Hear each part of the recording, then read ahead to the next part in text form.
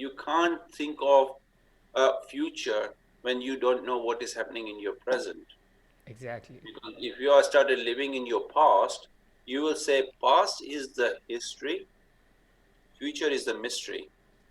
What you have is the present. That's why it's called the present. It sound white, boy. Hello everyone, I hope you guys are doing absolutely great in your lives. Our guest for tonight is an incredible person.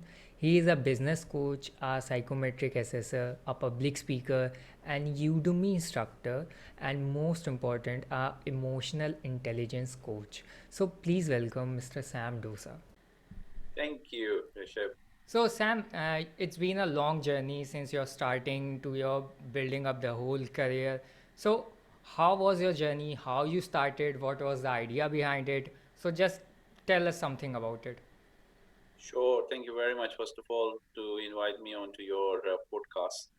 Well, the journey begins in my coaching journey begin in 2007. So that the journey has a couple of pillars to start with. We all have to understand that when you are given a job, you always feel that job is the security for all of us, and that's have been conditioned to us. And then I decided to jump on a bandwagon of learning more about personal development. And that journey took me to understand that we all need another set of skill sets, which requires you to understand your own self first before you start understanding other people. And that's when the journey begins. When I started doing youth coaching in the schools, I started working with other group of people, and that given me an opportunity to continue working in a job because that was the source of income, building another business underneath that in a part-time basis, because you can't just say, well, I do not enjoy my job, I'm going to sacrifice my job and I start a business which haven't got a clue what you're going to doing. But even though you have a passion, yeah, passion does not pay your bills. You need to be mindful that what pays your bill, and Exactly. your salary pays your bill, and you have to thought about it. If that salary stops, how you going to survive? So Sam, today my main topic of concern is emotional intelligence. So Hmm. what? So basically, if a person who doesn't know anything about emotional intelligence, and for the people who are listening to our podcast for the first time, what is emotional intelligence in a brief and just short manner? You can elaborate. I can give you an answer. Before I want to ask you the question, what do you think emotional intelligence is?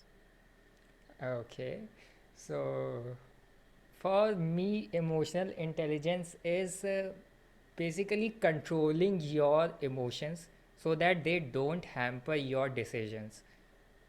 So, Okay, let me rephrase it. yeah, yeah, First thing first, nobody has a capacity to control anything. uh, We only can manage. yeah, You can manage your emotions. If you can manage your emotions, you will be able to manage a lot of things easily. right. When people get frustrated because they can't manage their emotions, when they get angry, they can't manage their emotions.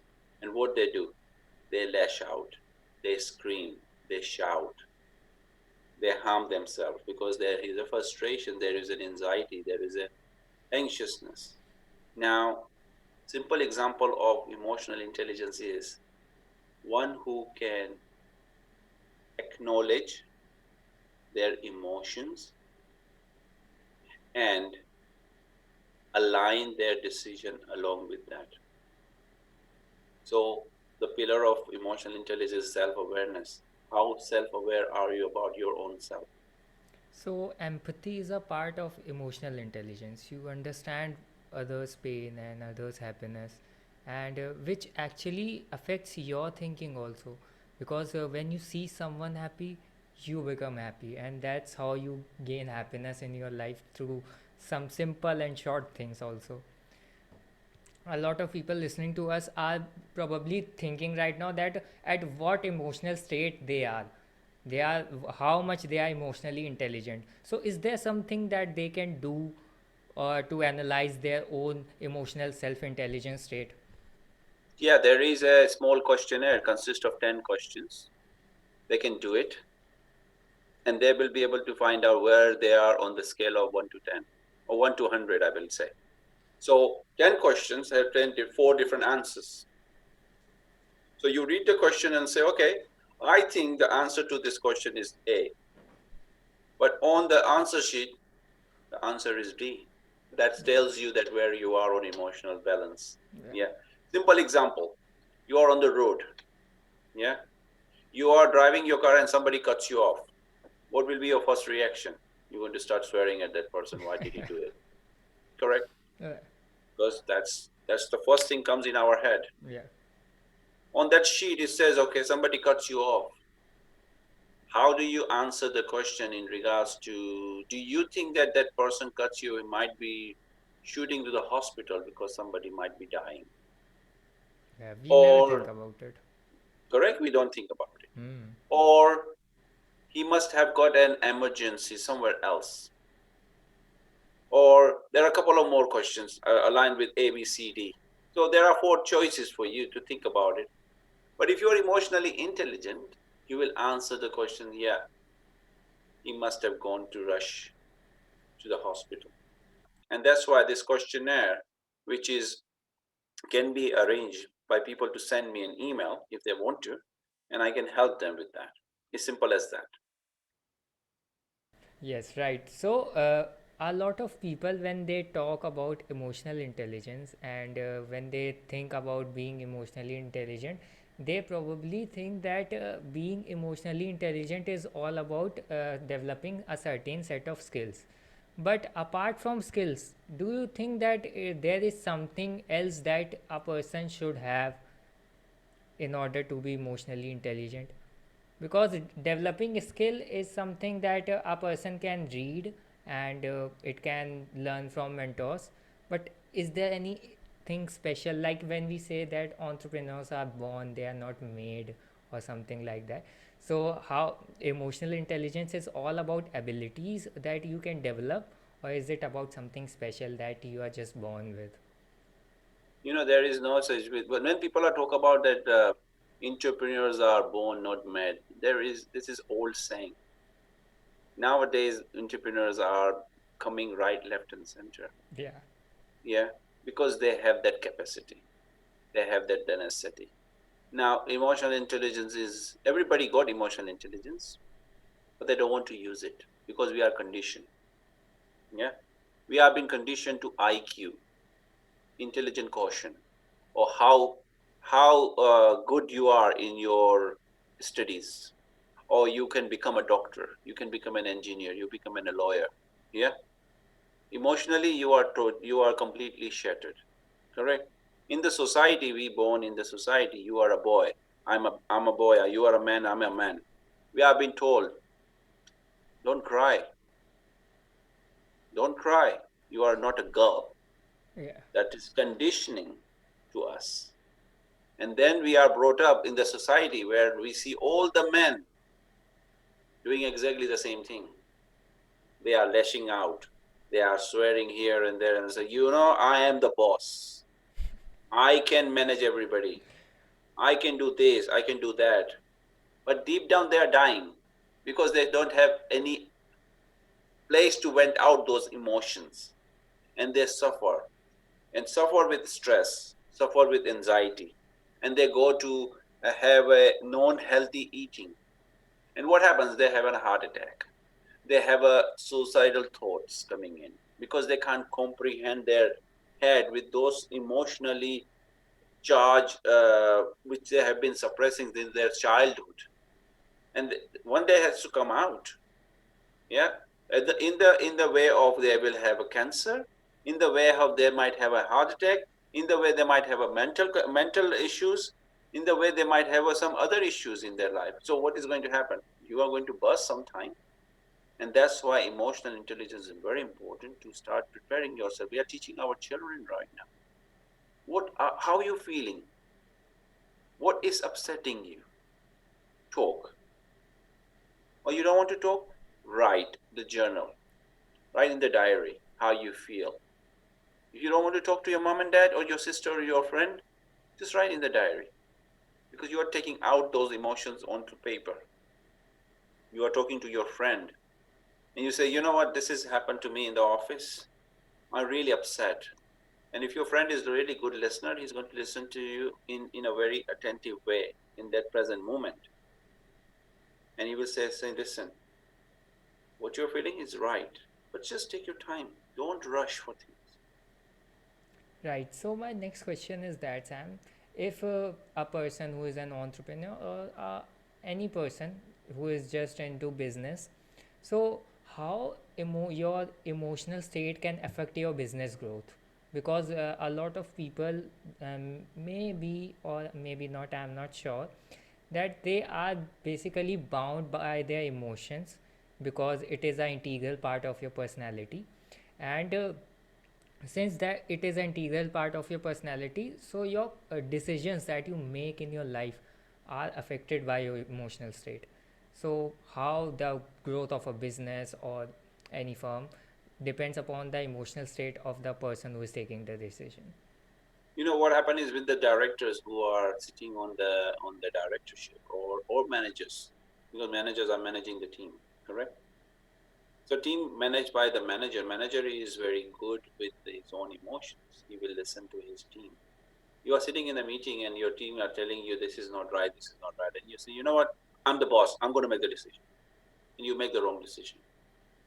Repercussion comes to you as a team members, not the manager.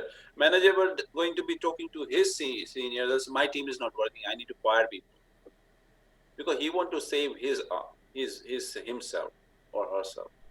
That's why what happened is, with the business, a manager or a senior director have to understand what is the key factor is the business for. Are you serving your customer? Your customer is people who you sell your product or your services. But how you servicing your own employees morally? Are you supporting them? Because they are your what I call it, ambassadors. Yeah. They are not just your employees, they are your ambassadors.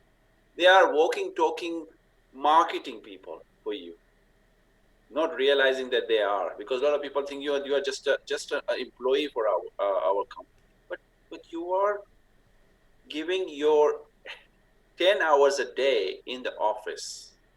Yeah, you can imagine they are actually sacrificing their whole life for the office work. But yeah, you are paying them salary, which is perfectly fine because they are giving you time. But they are also have emotional needs. How you fulfilling their emotional needs? Your if your team, if your employees are happy, your customers are going to be very happy. Yeah. Look at this way: is a chain, correct? Your employees are happy; they are very motivated, correct? So they are motivated. They are going to say, "Yes, sir. How can I help you?" They are very happy on the phone. Yeah. How can I help you? What are your problem you are experiencing right now, sir? Let me try and fix the problem for you. You fix the problem. The customer send a message to your boss or your company. Oh, I had a spoke to your customer agent, and he was so polite. He was so respectful. He was so listening correctly, and he did not give me any sort of hassle. He just resolved my problem. I'm so happy. I'm highly recommend. And that customer will become your raving fan. We're going to say, you know, yeah, this company is so good that the guys are listening to us and they are finding answers to our problems. And they will be talking to all their friends. So you can see your business is already getting bigger and bigger because people are talking about you in a good sense, because your employees are happy. Yeah. And Yeah. that's how the reciprocal effects happen when you're emotionally aligned with your company's values and your mission, working in harmony with everybody. Everybody's on board. Whether is a janitor, or whether is a senior executive in the house in your office, there should be aligned to the same thing. There is no hierarchy on that. So that's how you bring emotional intelligence in business. That's a great example. So now we will just ask some rapid questions. so you can Sure, answer them in a short form. go for it. What's the first thing you wish you had known before you started your career? I would say I should have had a mentor to guide me. Okay, so a mentor. What is your biggest failure and what did you learn from it? So my biggest failure was that I lost the business, I lost my marriage, and the biggest thing what I learned is nothing is going to last forever. What you have right now, enjoy it and have fun with it, because that's the best thing going forward in life is the present, not the future and not the Right, past. right, So that's what I absolutely, learned. That's what I learned. absolutely, absolutely right. Because what we think about our life is probably going to change, and there is only one thing constant in the whole universe, and that is change. So, what does wealth mean to you? Is an energy, is an energy which you like to receive it and is available to you. Is your choice how you want to receive that energy to yourself. If you think that you can run for that energy, the wealth or the money, as everybody call it will run faster than you. You can't reach it. So abundance is present in there with you.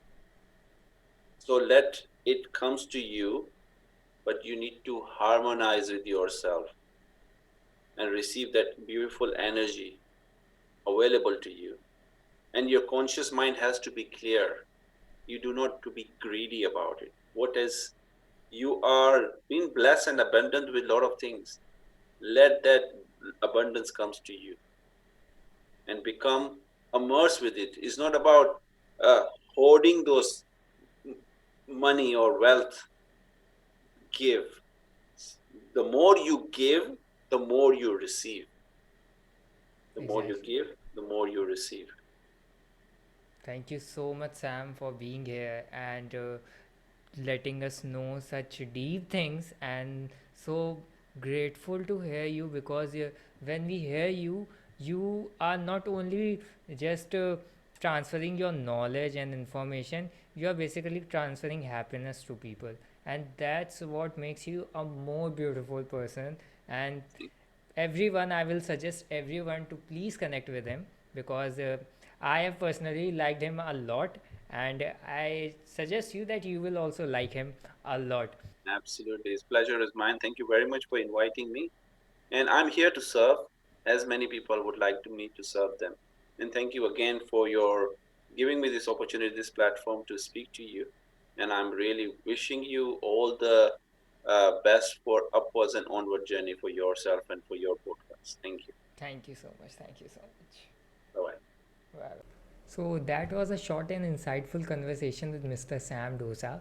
I hope you guys enjoyed it. And if you want to listen to the whole podcast, you can hear it on Spotify and various other platforms. And also the link is in the description. You can visit there on Spotify and listen to it.